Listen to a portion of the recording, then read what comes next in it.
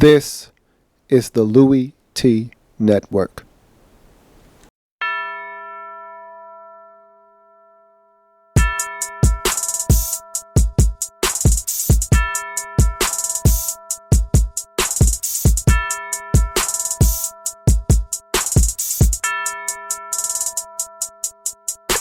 See, first come the preseason, and I don't take a day off. And then my team was 6-10, and we ain't smell the playoffs. Yeah, I seen the Super Bowl, but I heard they just play balls. A lot of teams had injuries.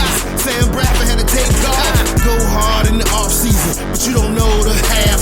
Before you know, we gon' look up, and we ready for the draft. They dressed up in that suit top, and I don't know how to act. They waiting, so patient, so they can put on that hat. Who else could it be? But your man Luke. Okay, so when she asks you where you was at, you tell her you in the lab room. Who else could it be? But your man Luke. Okay, so when she asks where you was at, you can tell her you was in the lab room. Yeah.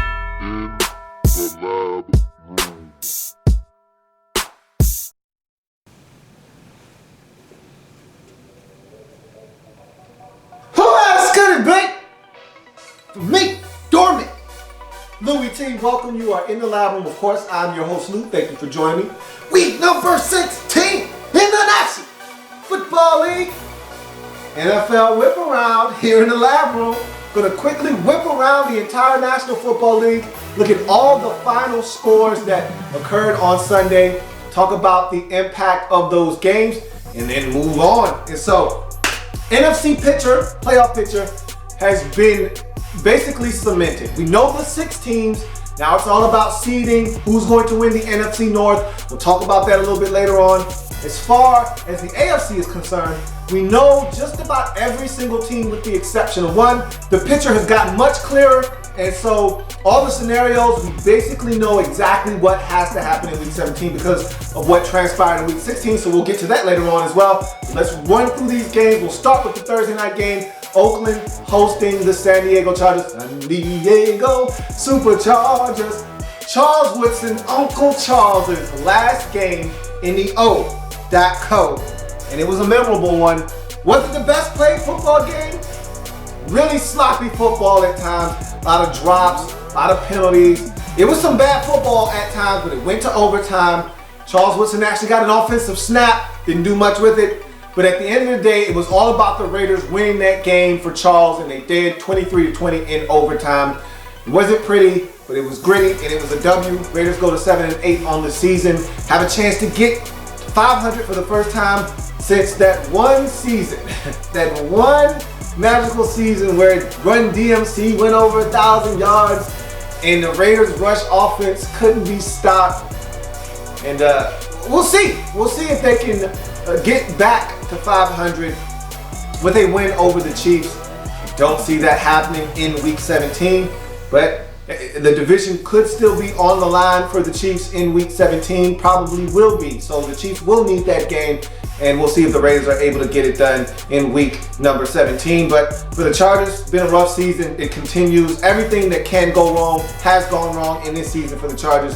They dropped to 4-11, had opportunities to win this game, could not seize them, and thus they lose their 11th contest of the season. And now you look at it from a draft pick perspective, they're right there in the hunt still for one of the top 5 selections in the draft. And if they don't win in week 17, and I don't see them beating the Denver Broncos, we'll see what happens, but I don't see them winning that game, and they finish at 4-12, they're going to be right in line for a top 5 pick are the San Diego Chargers. You move on to the Saturday night game, and it was a huge one in the NFC East. It was a winner-take-all type of proposition for the Redskins. For the Eagles, not so much, but a win would keep them and the Giants alive in the NFC East, and it would put them in a position where they would win and they could be in week 17 versus the Giants. And for the Redskins, it was simple. Win, and you win the NFC East. Lose this game, you're not completely done, but now you're going to need some help. And so to eliminate that whole scenario, all the Redskins simply had to do was take care of business, and that they did. 38-24. Kirk Cousins, masterful. Outside of the blip right before halftime where he takes a knee instead of throwing the football or spiking it. Outside of that, he was masterful. He was perfect on the night. 4 touchdown passes, no interceptions. Another outstanding performance by the Redskins offense. The defense came through with some big plays, forced a fumble of Zach Ertz, and the play of the game, D'Angelo Hall scooping and scoring a DeMarco Murray muffed toss attempt. Redskins get it done 38-24, win the NFC East, and now it's crazy as we talked about this division all season long, how it was going to come down to the end and how no one wanted this division. Now with 1 week to play, the Redskins have sewn this division up and can rest starters if they so choose against the Cowboys in week 17. I don't see that happening, but we will talk about that on another program. Redskins get it done, go to 8-7, win the NFC East. Eagles, meanwhile, drop to 6-9, lose the ball game, and Chip Kelly's future in Philadelphia is definitely in doubt after the loss. We go to the next game. We go to the Sunday slate of games. Jets taking on the New England Patriots. This was a huge AFC East matchup. Patriots looking to sew up the #1 seed in the AFC playoffs. A win would do that here.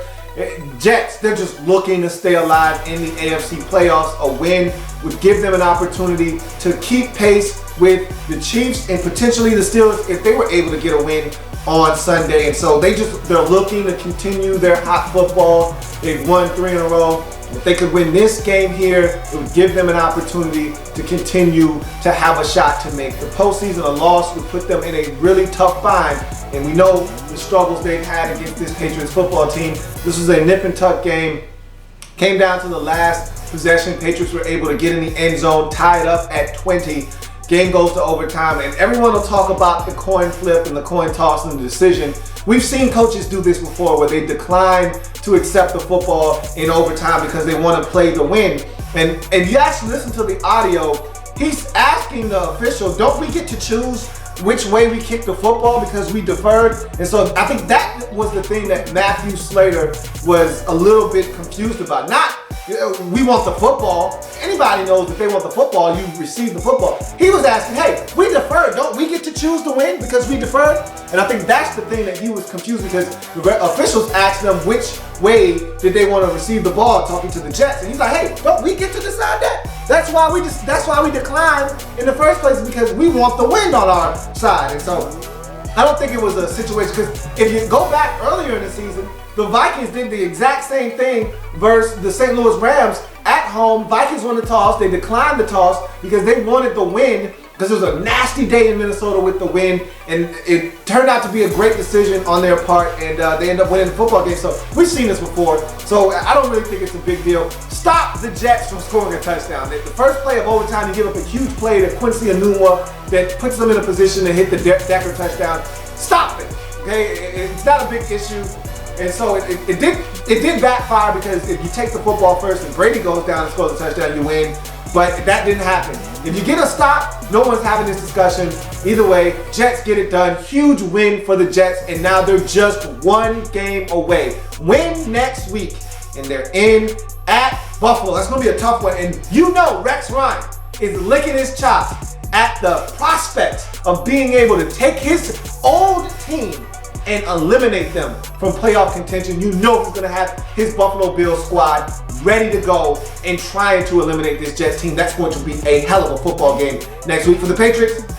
Now they've allowed the winner of the huge Monday night contest between Cincinnati and Denver to have a shot at the #1 overall seed in the AFC playoffs. So we'll see how that shakes out as they drop to 12-3 on the season. Jets go to 10-5, and with the win next week at Buffalo to go to 11-5, the Jets will be in the postseason. They could still lose next week and still get in, but then they would need the Pittsburgh Steelers to lose on the road at Cleveland. That may not happen. So if you're the Jets, take care of business. You don't have to worry about anybody else. Houston Texans at the Tennessee Titans. This was the laugher. Texans dominate the Titans as they should have. No Marcus Mariota means no chance for the Titans. And I told you last week, Zach Mettenberger stinks. And you saw that in this game. Turnovers for the Titans. And the Texans just simply went out and dominated. And they did it with Brandon Weeden. And so it's just amazing what the Texans have done with 4 different starting quarterbacks this season.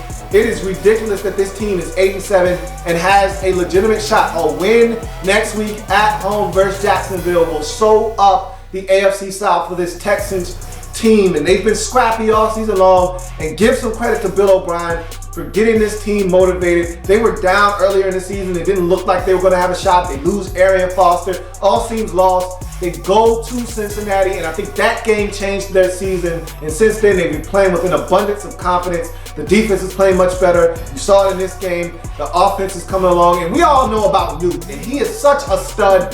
111 yards receiving, or 117 on 11 targets, 7 catches. The guy is a monster, and he was huge in this game.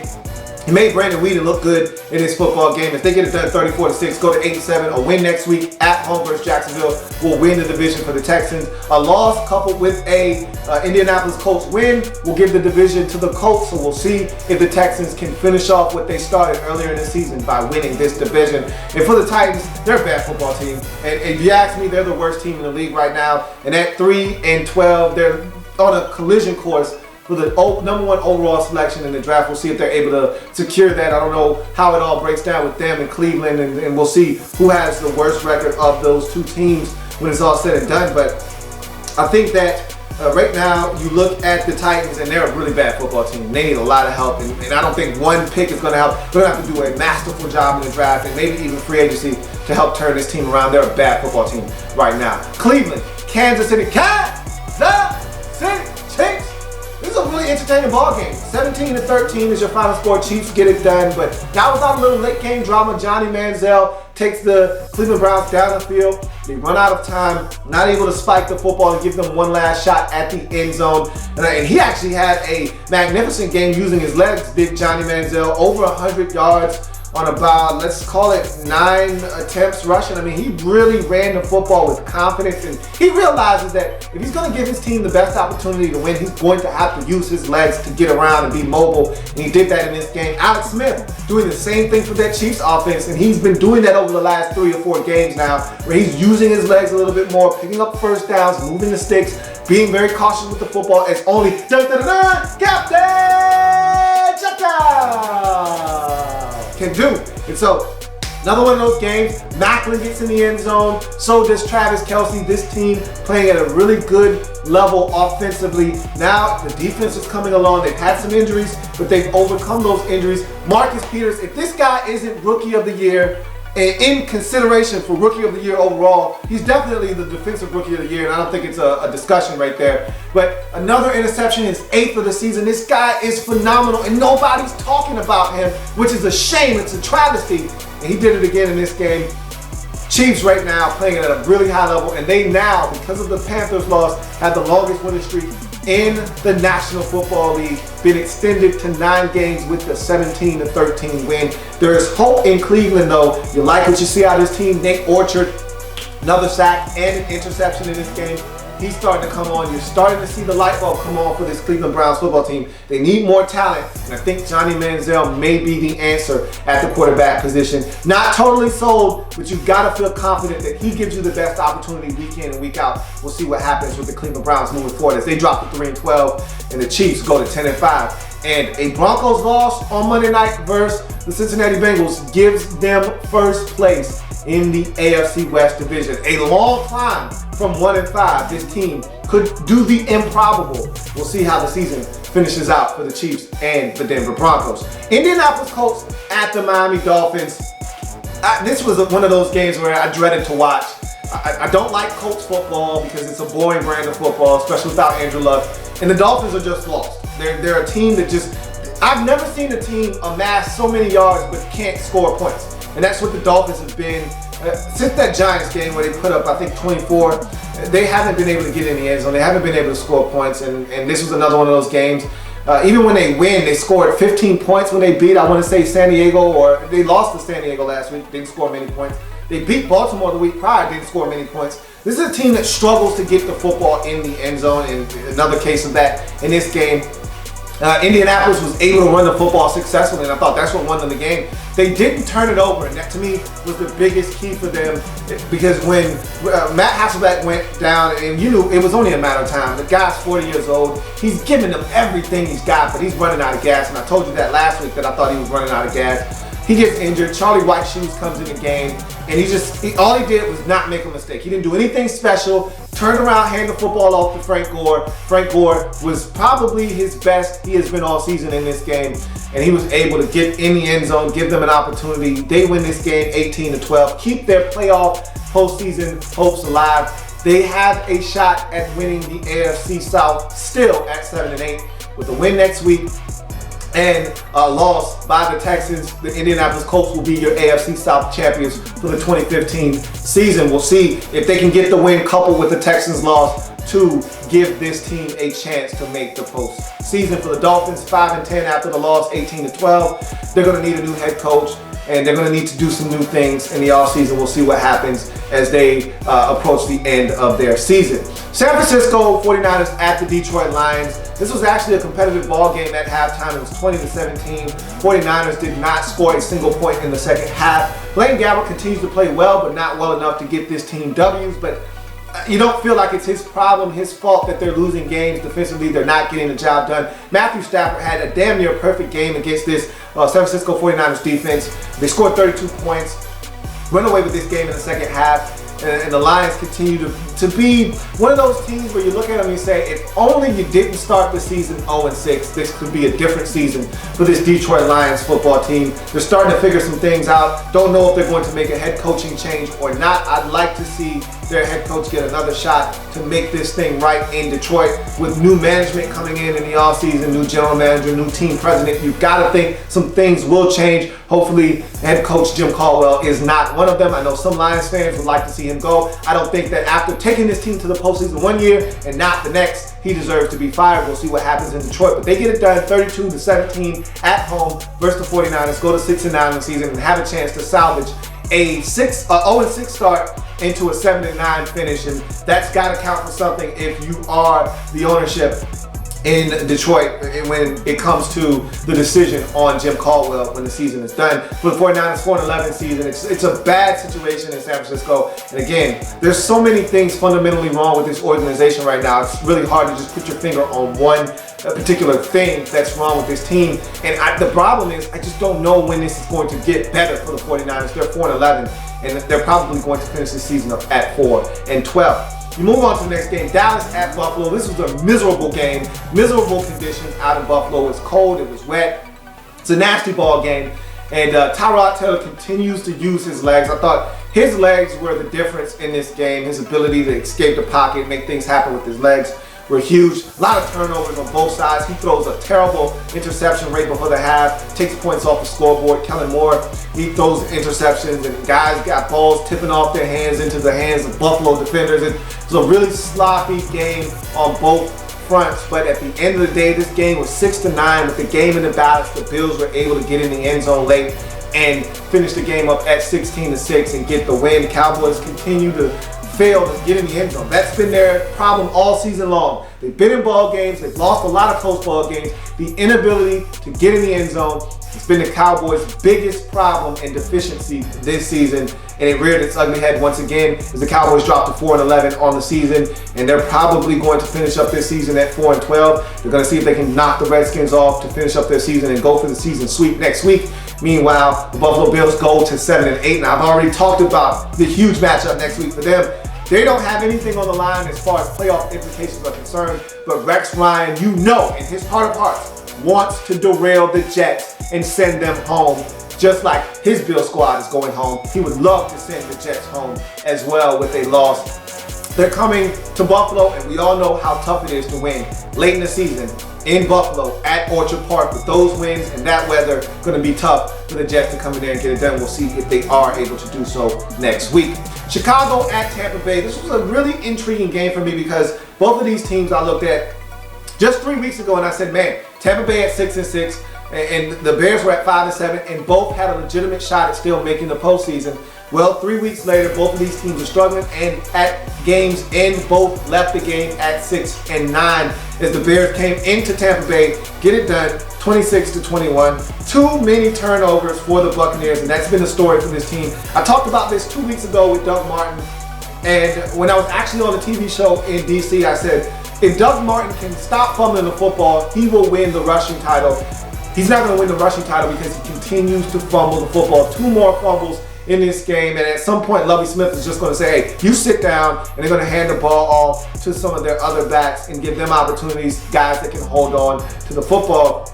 And those 2 turnovers coupled with a Jameis Winston interception, and then just too many mistakes. They pick off the football. Golston comes away with an interception, and William Golston gets it deep into Bears territory. It looks like they're going to set up a perfect opportunity for them to score. It's negated by a hands to the face penalty by the Buccaneers, and that's the kind of football and mistakes you can't have if you're going to win. And the Buccaneers just continue to make those kind of mistakes. They lose this ball game and give up some more credit to the Bears. And I've been talking about that coaching staff all year long. They continue to get it done, and they go on the road. Jeremy Langford is big in this game. Kadeem carried 2 touchdowns. They did some really good things in this game, and they took advantage of Buccaneer mistakes, got points, won the football game 26-21. Both teams leave this game at 6-9, and I think the future may be bright in both of these situations. Although, if you ask either one of these teams coming out of this game, I think they're going in opposite directions. I think the Buccaneers had a really good middle of their season, and they're finishing this season on a downer, whereas the Bears are feeling really good about their prospects of finishing this season at 7-9 and really feeling good about that campaign when season's done. The biggest upset of the day, Carolina Panthers at the Atlanta Falcons. The Falcons came into this game very motivated. Just 2 weeks ago, they were drubbed by this Carolina Panthers team in Carolina. They were shut out. It was an ugly game. It was a massacre is what it was. It was a laugher. They just simply were outmatched. They gave up 21 points in the first quarter. They were never in that ball game. And so they felt like they had something to prove. They had an axe to grind, and they came in. And like I've said all season long, the defense has not been the problem for Atlanta. It's been the offense. The defense showed up in this game. They limited Cam Newton on the ground. They sacked him. They harassed him. They hit him a bunch. Forced him to make some bad throws. Even when guys were open, Cam Newton was not sharp because he was under duress the entire day. No Jonathan Stewart, man. The running game was going to have to be huge with guys like Cameron Artis-Payne and Fozzie Whitaker, and those guys weren't able to produce. There were some moments, but when it was all said and done, this Falcons defense, give them credit. They stepped up, made plays, including at the end when the offense botched a late game situation by having 2 holding penalties, stopping the clock, and giving the Panthers, who should have been getting the football back with less than 10 seconds remaining on the clock, gave them the football back with about 1 minute and 30 seconds left. Defense stepped up again, got a strip sack fumble of Cam Newton, recovered the football, and ended the game. Julio Jones, huge day on the Panthers defense. A lot of people are going to say, oh, he scorched Josh Norman. No, he did make some catches on Norman. Norman did make a few plays, but at the end of the day, a lot of those yards didn't come on Josh Norman. And like Julio Jones said before the game, Norman doesn't play a lot of pure man-to-man anyhow, so all of the credit that he gets a lot of times isn't always justified because he plays a lot of cover 2 and a lot of cover 3. And so you saw it in this game. The big play by Julio Jones was on Luke Kuechly and the safety, Kurt Coleman. And so either way, Falcons get it done 20-13. It was not pretty, but it was a gritty effort by the Falcons. And at the time, it gave them an opportunity to remain in the NFC playoffs at 8-7. They were eliminated later on in the night by a Vikings victory. But this is a team that saw themselves lose 6 consecutive games after starting the season 6-1, and for them to battle back, win their last 2, and give themselves a shot, I think that shows the toughness mentally of this football team. For the Panthers, I think this was a good loss for them. And I know the Panthers fans don't want to hear that right now. In the locker room, they're probably dejected because of the loss. But at the end of the day, I don't think that the Panthers really wanted the weight of 16-0 and into the postseason with that mark on their shoulders. I think this is going to give them a chance to exhale, almost like the Golden State Warriors in the NBA. When they lost that game, they said, man, that is such a relief. Get that off our shoulders. Now we can just go out and play basketball. Same thing with this Panthers team. You didn't want to be undefeated. Trust me, the scrutiny that was going to come with that, it's great to win every game, but you're going to have people asking you, because if you had won this game, now comes the question, do you rest starters in Week 17 versus Tampa Bay? Do you go out? How do you gauge and balance the will and want to win versus the smart thing to do, which is health going into the postseason? Now you don't have to worry about all that. And now this game does matter in Week 17 against Tampa Bay. You got to have it. And so now, if you are the Carolina Panthers, you got to win this game. You can't sit back because with this loss, you've given the Arizona Cardinals an outside shot at home field advantage throughout the playoffs in the NFC, so you gotta win this game, take care of business. You don't want to go into the playoffs with a 2-game losing streak, so this is a huge game coming up in Week 17. Take care of business, get back on the right track, and all is well in Carolina. I don't think the sky's falling. A lot of people are saying, oh, look at the defense. No, the defense isn't great. I've been saying that all season long, but the defense is good enough for this team to win. I still question the offense, and I know that sounds crazy because this is a team that's been putting up 30 points, it seems like, on a weekly basis, but they got shut down in this game, and this offense without Jonathan Stewart looked very ordinary. Even if a team is able to come and shut them down from running the football, and he's got to throw to Ted Ginn Jr., and he's got to throw to Philly Brown, and he's got to throw to all of those guys, this team offensively, to me, is still inadequate, and I still worry about this offense. I don't worry about this defense. I worry about this defense when they're up by 28 and them sitting on the lead and not being able to get consistent pressure. I worry about this offense, however. When teams are good in the postseason and everybody can play defense, can this offense score 27 points? Because they couldn't do it against Atlanta in this game. I worry about the offense, not the defense. Panthers lose their first game of the season. They're fine. They're 14-1. A win next week locks up home field throughout in the NFC, and I see them taking care of business versus the Tampa Bay Buccaneers, who are struggling. For the Falcons, it's a nice comeback after 6 straight losses, but they're now eliminated officially from playoff contention with the Vikings win on Sunday Night Football. Pittsburgh Steelers at the Baltimore Ravens, another huge upset in week number 16, and you know how it goes. If those two teams say they ain't did it, then they ain't did it, but if they did, well, that's family business. Just like the Panthers got slayed by one of their family members, same thing here in this ball game as the Baltimore Ravens looked for the sweep of the Pittsburgh Steelers this season, and couldn't come at a worse time for the Steelers. They should have won this game, and this is the thing that scares you with the Pittsburgh Steelers.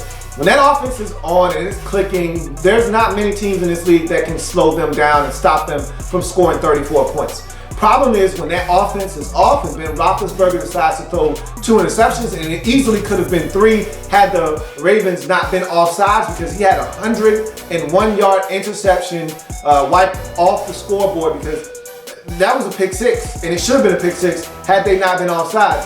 He would have thrown 3 interceptions in this game. When he's off and he's not hitting his targets and guys aren't making plays, and there were a couple, Antonio Brown, Tones, who normally comes down with the football in the end zone, had one slide from here down to his pelvis area, wasn't able to get 2 feet in after that, and so that took a touchdown off the scoreboard. Martavis Bryant slips on a deep ball, had an opportunity late in the ball game to make a catch, instead he falls down. And so when the offense isn't on, and D'Angelo Williams, he's been on, he was on in this game, and when it's not on, and they can't score at 34, this defense isn't good enough to stop the opposing team from scoring 20 as the Ravens, with Ryan Mallett, who they just signed this week. Ryan Mallett comes in and beats the Pittsburgh Steelers. That's a devastating loss, and if you ask me, just because of this loss right here, the Pittsburgh Steelers don't need to go anywhere. They're still one of the best teams in the AFC, and because of that, they're going to have a chance next week to go to Cleveland, win that game, and if the Jets don't beat Buffalo, and I don't think that's a gimme, they can still get in the back door of the postseason. But this is a debilitating loss. You cannot lose this game if you're the Pittsburgh Steelers. And so to lose this game, and the Ravens, this made their season. If they don't win another game this year, they feel good about beating the Pittsburgh Steelers twice and doing some serious, irreparable damage to their postseason hopes by beating them 20-17. 5-10 on the season now are the Ravens, and give John Harbaugh some credit. This has been a ragtag group all season long, but they've been in ball games, and they get probably their biggest win of the season versus the Pittsburgh Steelers. Steelers dropped to 9-6, and now they got to win and get some help to get in to the postseason. Jacksonville at New Orleans.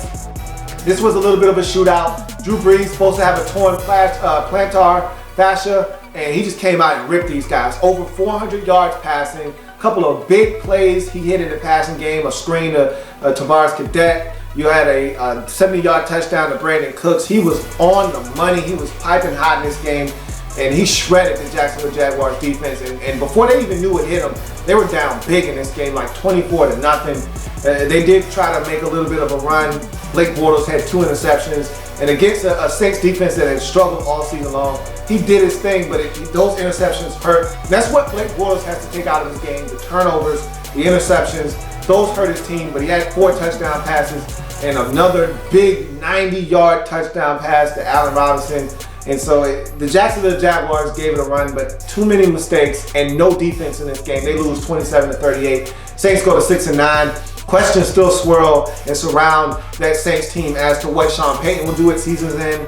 Is Drew Brees going to be back? I heard before the game a story was released that he has to take a pay cut in order to be back in New Orleans. A lot of speculation in New Orleans. It's been that way all season. Nobody actually knows what's going to happen. Be very anxious to see what the offseason holds for the Saints. Meanwhile, Jacksonville Jaguars, just 2 weeks ago, had a legitimate shot at still winning the AFC South Division. Now, 2 losses later, they're at 5-10, and it's going to be another disappointing campaign for the Jaguars. Even though 5 wins is the most they've had in quite some time, it seems like. Maybe they had that last year, but they'd love to get to 6-10 and finish out this season with the most wins Gus Bradley has had in his Jacksonville Jaguars tenure. But I just don't know if that's going to happen. This team is not playing good enough football to win a game, especially when they got to go on the road to Houston and try to stop them from winning the division. St. Louis at Seattle, another upset. This was a huge upset weekend in the NFL. When it's family business, these are the type of things that can happen. And if there's one team in the league that is Russell Wilson and the Seattle Seahawks kryptonite, it's those St. Louis Rams. And normally when they go to Seattle, the Rams struggle and don't win, but they got it done in this game, and it was early. What they did early in this game that set the table for them to win. They were up 16-0 at one point in this game. They had a fumble recovery, scoop and score early in the game that really helped them on a 3rd and 1. They try to give it to the fullback. He fumbles the football. It's scooped up by Akeem Ayers. He makes a couple of nifty moves, makes a guy miss, gets into the end zone from about 50 yards out. That set the table at 10-0. They get a Kenny Britt touchdown on Richard Sherman late in the half to give them a lead that they would never relinquish at 16-0. As you knew, the Seattle Seahawks were going to make a game of it, and they go 10 unanswered points. But a huge drive late in the 4th quarter that I thought was the absolute game clincher. They eat up about a good 7 minutes of game time on the clock. 2 fumbles that the Seahawks had opportunities, point blank opportunities to recover. They let the center, Tim Barnes, recover both of the fumbles. One by Benny Cunningham when he gets hit in the hole, ball squirts out. And I don't know how Earl Thomas and the rest of those guys don't recover that fumble, but somehow, some way, Tim Barnes bogards his way in and gets the football. Then another beautiful run by Todd Gurley. He's an all-true man, yeah, baby.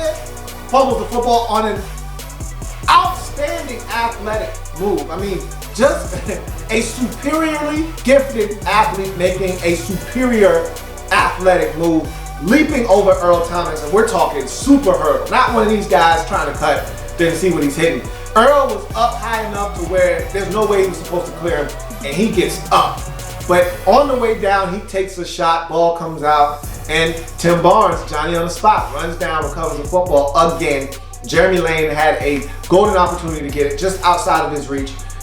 Rams retained possession. A couple plays later, Todd Gurley in the end zone, and to me, that was the possession that did it. They had some opportunities. Did the Seattle Seahawks. They put pressure on Russell Wilson all game long, like they always do. That's the one thing that the Seahawks couldn't afford, was for him to have pressure on him. He did, and they cooled off the hottest quarterback in the league. And the hottest receiver, Doug Baldwin, did catch a touchdown in this game, but they cooled off the hottest quarterback in the league as the St. Louis Rams go into Seattle and sweep the Seattle Seahawks for the first time since 2004, 23-17. They go to 7-8 on the season due for St. Louis Rams, and if not for a nasty 5-game losing streak, this team is potentially looking at a postseason berth. Instead, they're just looking to try to get to 500 for the first time for Jeff Fisher in his St. Louis Rams tenure. As far as the Seahawks are concerned, they've already clinched a playoff berth, did that before the games took place in Week 16. However, this hurts their chances of getting the number 5 seed in the NFC, which will have them at the number 6 seed if they're not able to win and couple that with a Minnesota Vikings loss. Because the Packers have already beaten the Seahawks this year, they won the head-to-head matchup. If the Packers don't win the NFC North, they're going to be the 5 seed. If the Vikings, however, do not win the NFC North and they lose to the Packers on Sunday night in that winner-take-all Week 17 matchup for the NFC North division, and they drop to 10-6 and finish tied with the Seahawks because of the head-to-head matchup there, Seahawks going to Minnesota and beating them, the Seahawks would then be the 5 seed. So a lot of things still to be determined in terms of seeding in the NFC, but that's a really, really rough loss for the Seahawks in their quest to try to at least get their hands on the number 5 seed in the NFC playoffs. Green Bay Packers at the Arizona Cardinals, the ass whooping of the weekend. This one was bad, and they got ugly fast. They harassed Aaron Rodgers the entire afternoon to the point where he wasn't safe. That offensive line has been really, really bad this season, and the injuries have decimated them, and it really came to light in this football game as they had more injuries to that offensive line, had to do some shuffling. He wasn't safe. Aaron Rodgers was not safe, and they continued to keep their foot on the gas pedal as the Arizona Cardinals sacked Green Bay quarterbacks 10 times in this football game. 8 of those charged to Aaron Rodgers. They absolutely destroyed that Packers offense, and they really took it to them. And this at one point was a 38-0 football game. They were 31-0 game. They absolutely destroyed this Packers team. And a lot of people left this game saying the Arizona Cardinals are the best team in the NFC. I don't know if I completely agree with that quite yet. But at home, I'll take the Arizona Cardinals every single time. I've already told you on my podcast how I felt about the Arizona Cardinals at home. On the road, I'm not sure. And even though they've been doing human-like work on the road as well this season, just go look at that Eagles game a couple weeks ago. It doesn't matter. I still like Carolina at home. And so we'll see what happens. But make no mistake about it. This Cardinals team, absolutely one of the most dangerous teams right now in the NFL, and they showed it in this game. I think this was a statement game, and this is more about where the Cardinals are than it is where the Packers are. We already know the Packers aren't the same team this season. They've had a number of issues, and this is more about the Cardinals and their dominance than it is the Packers and their inability to get it done. 38-8 is your final. Packers dropped to 10-5. Still had the NFC North right in their focus. With a win next week at home against the Vikings, they win the NFC North yet again. For the Cardinals, at 13-2, with this big victory, they have given themselves an opportunity, and it's a very small window. They need some help. They got to win, and a Panthers loss will give them an opportunity to win home field advantage throughout in the NFC playoffs. And if they get that, they get their hands on that, you can go ahead and book their ticket to Santa Clara if you ask me. Giants and Minnesota on Sunday Night Football. This was a laugher, and I thought it would be. Giants already eliminated from postseason contention with the Redskins win on Saturday. Pretty much put them in a position where they had nothing to play for. And then you couple the fact that Odell Beckham Jr., shame on you when you step to the old dirty backup, wasn't going to be able to play in this game because of his 1-game suspension for his theatrics versus the Panthers a week prior. You knew they were going to be short-handed offensively. Eli Manning does not play well when he does not have his best target in the game. And you saw that last night. He looked flustered. The offensive line did not protect. Minnesota was able to get after him. He made mistakes. He looked like the old Eli Manning, the one that throws no-look passes, the one that used to throw backpedaling.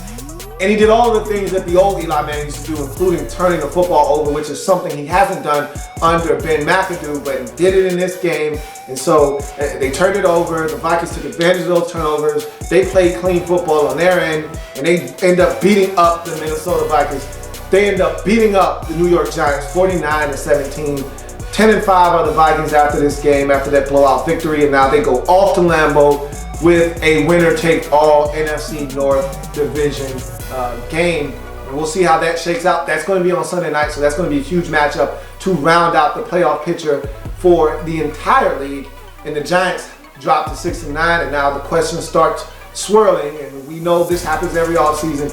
Will Tom Coughlin be back? I think the noise is starting to get to a crescendo now for him to be fired. I hope they hold on to him because of all of the things that Chris Collinsworth mentioned on the telecast, but I don't know if he'll be able to dodge all of the criticism from this season because a lot of the losses can be pinned directly on Tom Coughlin and his bad clock management in this season. So we'll see what happens. But Giants are now 6-9, and their season will be done next week after they play the Philadelphia Eagles. That's going to do it for the Week 16 NFL Whiparound. If it happens in the National Football League, whether big or small, we cover it all here in the lab. Come back and join me as I continue to break down anything and everything in the National Football League. Enjoy the Monday Night Football. It's going to be a doozy. Cincinnati Bengals at Denver Broncos. Number 1 seed in the AFC. Going to be at stake. Let's see who's able to get it done. The battle of the backup quarterback. See you next week. There's plenty more where that came from. While you're here, subscribe to the channel. If you want more Louie Tee, be sure to follow me on Twitter at InTheLabRoom, or you can like the Facebook page at In the Lab Room. That's In the Lab Room on Facebook and at In the Lab Room on Twitter. Don't forget, subscribe to the channel if you haven't already done so.